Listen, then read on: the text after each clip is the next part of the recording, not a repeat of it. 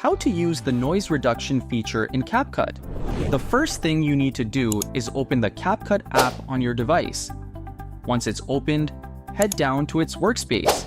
This is where the magic happens. Next, you need to upload the video or audio you want to work on. Click on the plus icon, or simply drag and drop your file into CapCut.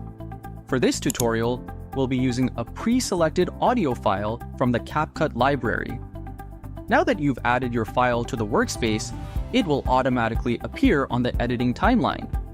By clicking or tapping on it, you'll see an Audio Editor tab appearing on the right toolbar. In the Audio Editor tab, you'll find several features that you can use to tweak or modify your audio. But for this video, we're focusing on noise reduction. So, scroll down until you find the noise reduction icon and click on it. As soon as you click the noise reduction icon, CapCut automatically starts working on eliminating the background noise from your file. Let's hear the difference. This is the one without noise reduction. With added noise reduction. See how it sounds clearer? Isn't it simple? Just like that, you can reduce the unwanted noise in your audio.